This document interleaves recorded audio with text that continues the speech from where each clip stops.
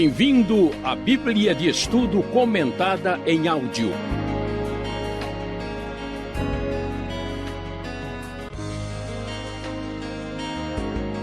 Estudo 54, baseado em Êxodo 19 e 20. Lemos no capítulo 19 que Israel prossegue pela sua jornada para chegar ao Monte Sinai. Conforme a NVI, lemos a partir do versículo 3. Logo Moisés subiu o monte para encontrar-se com Deus. E o Senhor o chamou do monte, dizendo: diga o seguinte aos descendentes de Jacó e declare aos israelitas: vocês viram o que fiz ao Egito e como os transportei sobre asas de águias e os trouxe para junto de mim. Agora, se me obedecerem fielmente e guardarem a minha aliança, vocês serão meu tesouro pessoal dentre todas as nações. Embora toda a terra seja minha, vocês serão para mim um reino de sacerdotes e uma nação santa. Essas são as palavras que você dirá aos israelitas. E o texto bíblico prossegue mais adiante, quando vamos ver a partir do versículo de número 9. Disse o Senhor a Moisés: virei a você numa densa nuvem, a fim de que o povo, ouvindo-me falar-lhe, passe a confiar sempre em você. Então Moisés relatou ao Senhor o que o povo lhe dissera. E o Senhor disse a Moisés: vá ao povo e consagre hoje e amanhã. Eles deverão lavar as suas vestes e estar prontos no terceiro dia, porque nesse dia o Senhor descerá sobre o monte Sinai à vista de todo o povo. Estabeleçam limites em torno do monte e diga ao povo: tenham cuidado de não subir ao monte e não tocar na sua base. Quem tocar no monte certamente será morto. Será apedrejado ou morto a flechadas. Ninguém deverá tocá-lo com a mão, seja homem, seja animal, não viverá.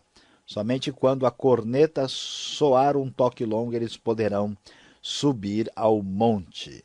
Como vemos, Deus se aproxima do povo de Israel para manifestar-se de maneira extraordinária no Monte Sinai. A presença gloriosa de Deus, a presença do seu poder e da sua majestade e da sua santidade é tão tremenda que ninguém pode aproximar-se de Deus e da sua glória sem ser, de certa forma, atingido de maneira praticamente mortal por causa disso.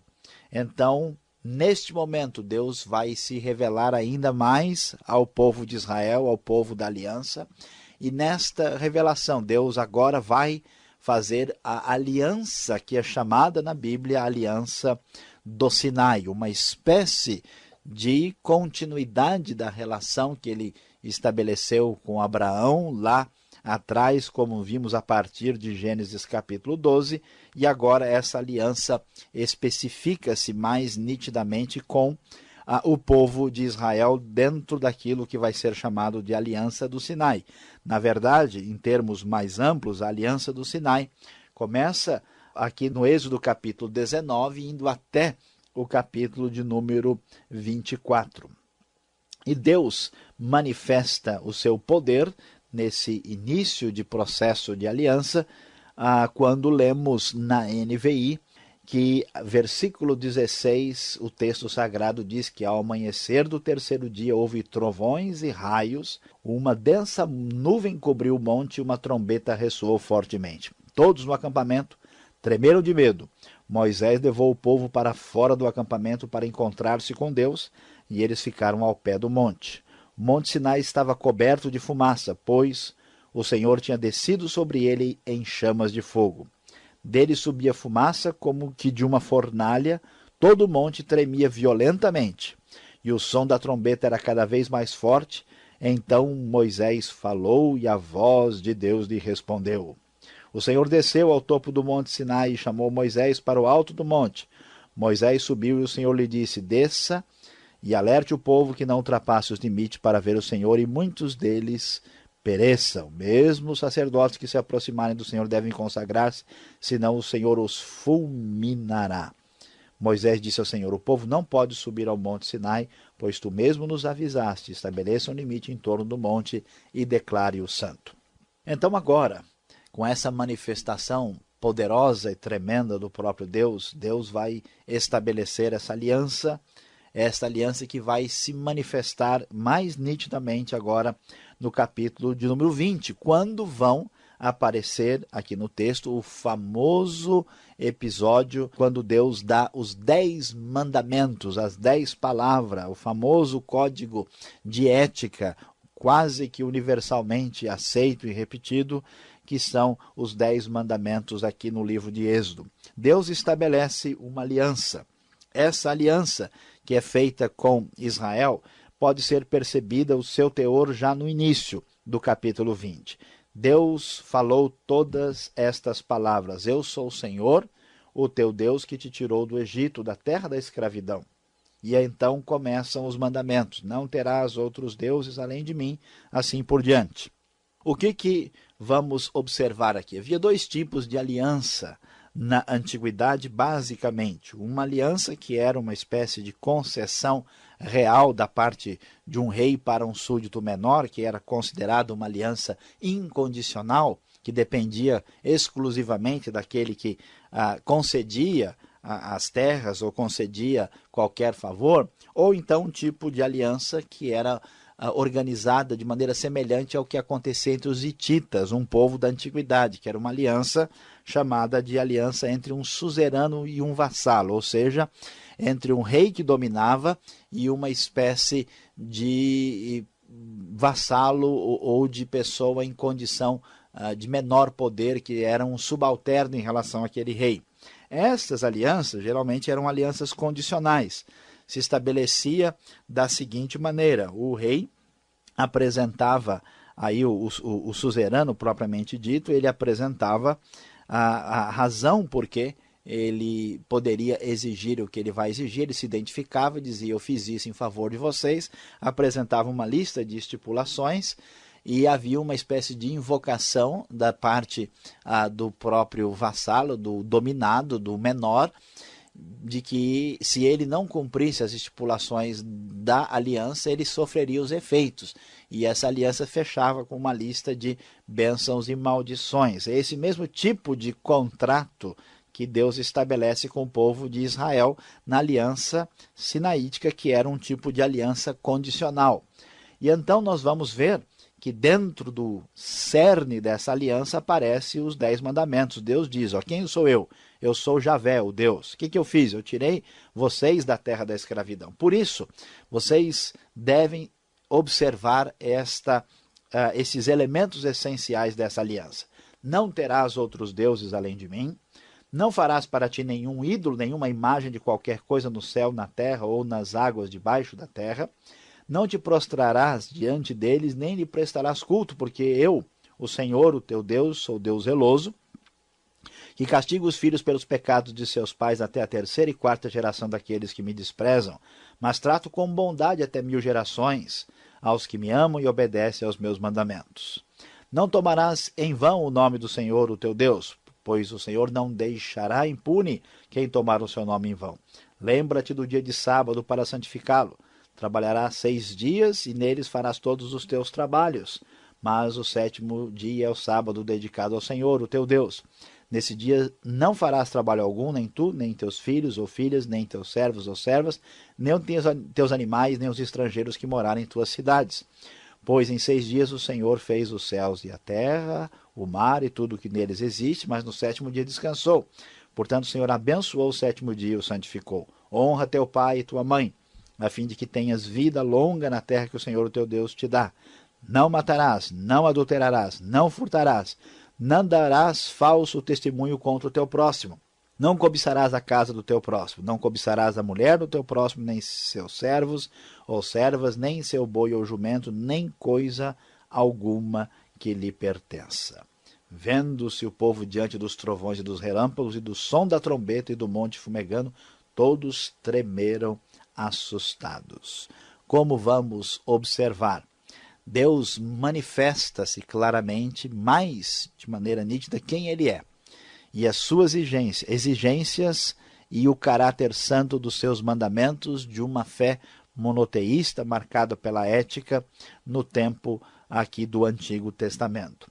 essas exigências são colocadas, as exigências ligadas à aliança do Sinai, elas têm um âmago ético que vai transcender essa aliança, e nós vamos conversar mais detalhadamente sobre isso no decorrer aqui do programa Rota 66. E vamos ver que Deus, de fato, estabelece esta grande parceria com o povo de Israel. Ele vai se revelando e vai mostrando o seu cuidado, o seu poder, e estabelece essa aliança, e nesta aliança Israel vai se obrigar a obedecê-la fielmente. E a pergunta que fica para nós é: será que Israel de fato conseguirá manter-se fiel à aliança? E se Israel não se manter fiel à aliança, o que vai acontecer? Quais são os caminhos, quais são as rotas que a Bíblia vai tomar para resolver esta grande situação? E então nós precisamos pensar sobre esta questão, que certamente irá abençoar a nossa vida, irá encaminhar o nosso pensamento de maneira correta aqui no programa Rota 66.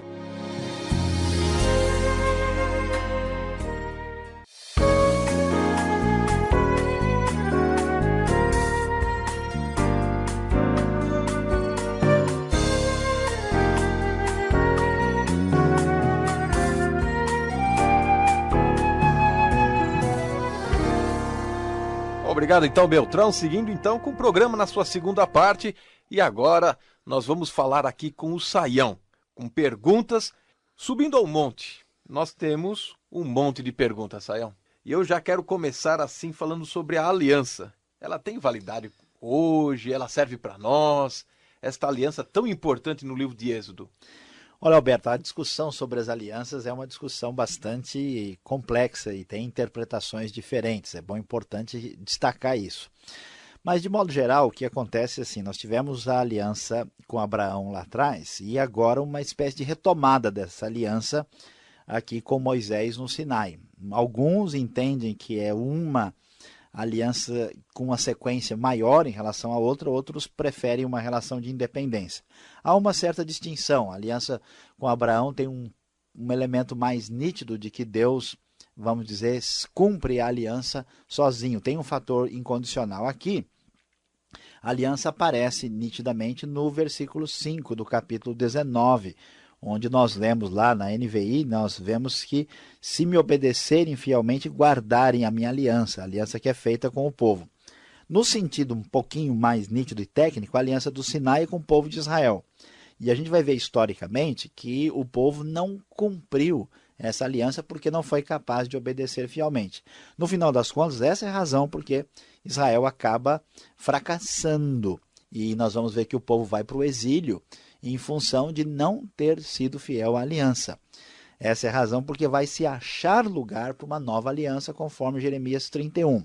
Então, nesse sentido da aliança sinaítica, propriamente dita, essa aliança não tem validade para nós, porque ela vai ser substituída pela nova aliança, inclusive é a discussão que aparece lá no livro de Hebreus, capítulo 7, capítulo 8. Então, a aliança não tem valor. Agora, elementos éticos dentro desta aliança, como é o caso dos 10 mandamentos, vamos ver que eles vão aparecer nitidamente, posteriormente, inclusive, no Novo Testamento. E falando dos 10 mandamentos, a gente veja, puxa, são 10, vai, nada tão difícil assim. É para nós, está valendo hoje. Pois é, a questão aqui é importante, né? O que são exatamente os 10 mandamentos? A tradição judaica conta 613 mandamentos na lei, né? O chamado mitzvot. Os 10 mandamentos seriam, assim, aqueles mandamentos que fazem parte dessa aliança com Israel, que basicamente resume, né, através de mandamentos que funcionam quase assim como princípios, toda a ética do monoteísmo, né, de Israel. E no Novo Testamento, Jesus ainda vai fazer uma mudança nisso. Ele vai dizer que 2 mandamentos, amar o próximo e como a si mesmo e amar a Deus sobre todas as coisas, vão resumir tudo. Então, de certa forma, os princípios éticos e teológicos dos 10 mandamentos valem para nós. Não matarás, não adulterarás, não furtarás, né? Nós temos apenas alguns detalhes aí que nós precisamos observar como é que esses mandamentos se encaixam na nova aliança, que é o caso, né, que a gente vai já pensar um pouquinho mais para frente sobre como que fica o mandamento ligado ao sábado. Os outros são claramente como princípios repetidos no Novo Testamento. Então, de modo geral, os 10 mandamentos valem para nós como princípios éticos, não como mandamentos para adquirirem mérito diante de Deus e a pessoa ter salvação por meio disso, porque ninguém, na verdade, tem condições de cumprir os 10 mandamentos conforme as exigências de Deus. Nenhum código jurídico aqui já para seguir, né? Não é essa a ideia, são princípios éticos normativos que revelam o caráter de Deus. Tá certo. Agora você já falou aí, soltou, e eu quero perguntar exatamente sobre isso, né? A questão do sábado. O culto, então, tem que ser no sábado? Pois é, o sábado é uma questão bem discutida dentro da história do cristianismo e é uma questão um pouquinho melindrosa. Nós temos grupos com foco diferente. Acho que a gente poderia perceber uma distinção entre 2 elementos. Existe já uma menção ao sábado anterior, né, ao próprio Código da Aliança aqui. Então, sábado aparece na criação. Existe aquela ideia de sacralização do tempo, ou dedicação do tempo a Deus como um princípio sabático. Agora, o sábado, na sua literalidade, ele não é reforçado no Novo Testamento. Nós vemos que Jesus, como judeu, e até mesmo Paulo, costumavam fazer, de certa forma, ter uma relação de obediência ao princípio do sábado. Mas Jesus, por exemplo, né, acabou violando o sábado, conforme João 5,18. E vamos observar também que a prática de certas coisas ligadas aos sábados em Colossenses é questionado no Novo Testamento. E o próprio farisaísmo tratou um sábado de uma forma que Jesus contestou. Então, assim, qualquer grupo cristão é livre para se reunir e fazer qualquer coisa conforme quiser. Se a pessoa, seguindo o princípio de Romanos 14, quiser dedicar um sábado para Deus, ele pode fazer. O que ele não pode entender que esse sábado é uma prática da lei do Velho Testamento e que o torna superior e lhe dá, vamos dizer, mais mérito perante Deus. Isso certamente não faz sentido. Agora, a questão do culto, por que as igrejas majoritariamente fazem o culto no domingo? Porque domingo nós celebramos a ressurreição de Cristo. Algumas tradições cristãs resolveram entender que o domingo é o sábado cristão, mas no Novo Testamento é difícil achar algo que diga isso de maneira muito clara. Então, resumindo, a pessoa pode dedicar qualquer dia para Deus, conforme Romanos capítulo 14. Existe um princípio sabático na Bíblia e nós devemos celebrar a ressurreição de Cristo, como faziam os primeiros cristãos, podemos ver no Novo Testamento, reunindo como igreja no domingo. Tá certo. E falar aqui dos 10 mandamentos, cada um a gente ficaria um mês inteiro para explorar todo o assunto. Mas um chama atenção: não matarás. E já no capítulo 21, no verso 12, Deus manda eliminar. Então, mata ou não mata? Pois é, para matar essa questão aí vai ser meio complicado, Alberto, mas veja só o que está em vista aqui. Primeiro, o assunto aqui é matar ser humano. Se você matou o pernilongo no quarto ontem, não se preocupe, que o mandamento não está falando sobre matar planta, bicho ou qualquer coisa assim. O assunto é a ética no ambiente humano. E a questão do matar, aqui está sendo proibido o assassinato, o homicídio premeditado. Então, mais tecnicamente, aqui a gente poderia até dizer: não cometerás assassinato. Isso é diferente da ideia da justiça retributiva que era dada à pessoa que quebrou uma lei, inclusive matando outra pessoa. A razão por que havia, por exemplo, pena de morte no Antigo Testamento é porque, principalmente, a pessoa havia matado. É aqui o princípio de Gênesis, capítulo 9, versículo 6. Então, o texto não está dizendo que não se pode matar em nenhuma circunstância. Não estou dizendo nem que a gente deve, estou dizendo que não é a intenção do texto, né? Ele está dizendo que a pessoa aqui está proibida de cometer um assassinato, porque o ser humano é a imagem e semelhança de Deus e deve ser visto como tal. Esse é um pecado muito grave. Agora, Deus, por outras razões, tira a vida, porque ele tem o direito de fazer isso, e muitas vezes o Estado, em vários ambientes, tem condições de fazer isso no princípio da justiça retributiva. Tá certo. E agora, como última pergunta, e depois nós vamos já encerrando aí, não castigar, né? É o assunto aqui. Alguém pode receber castigo pelo pecado do outro? Pois é, essa pergunta é um pouquinho assim complicada, porque nós vamos ver aqui no texto, né, que Deus diz o versículo 5, né, que castiga os filhos pelos pecados de seus pais até a terceira, quarta geração daqueles que me desprezam. Pouco difícil de entender isso, porque nós vivemos numa sociedade individualista, que acha que tudo se resume ao indivíduo. E o que a Bíblia mostra, especialmente no Antigo Testamento, é que nós vivemos numa sociedade que o que acontece comigo interfere na vida do outro. Então, por exemplo, um pai que é uma pessoa delinquente ou bêbado, os seus filhos vão sofrer com isso. Se a mãe usa drogas ou fuma, faz qualquer coisa assim, o filho vai sofrer com a saúde. Então, na verdade, o pecado é tão grave que ele não para no indivíduo. Então, os resultados decorrentes do pecado atingem as próximas gerações.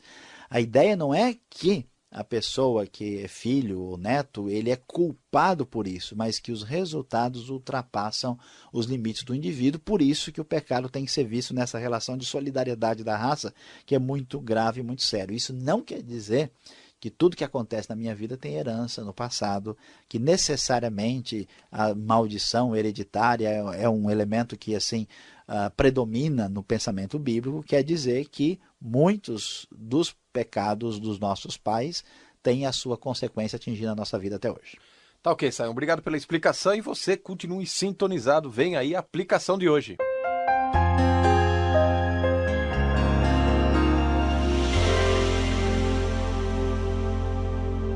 Hoje falamos sobre a hora da aliança em Êxodo 19 e 20 no Rota 66.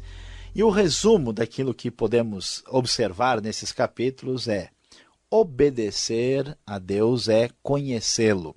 Deus, quando vai fazer aliança com o povo de Israel e vai colocar claramente as exigências e estipulações necessárias para este grande contrato com o povo, ele se revela como Deus poderoso, se revela no Sinai como um Deus grandioso e extraordinário. Só é possível, de fato, estar em aliança com Deus, obedecê-lo, caminhar dentro dos seus princípios, se nós realmente sabemos quem Deus é. Eu o convido hoje a pensar seriamente: você conhece a Deus? Tem se dedicado a saber quem Ele é? Então, não perca isso de vista. Conheça o Senhor Deus.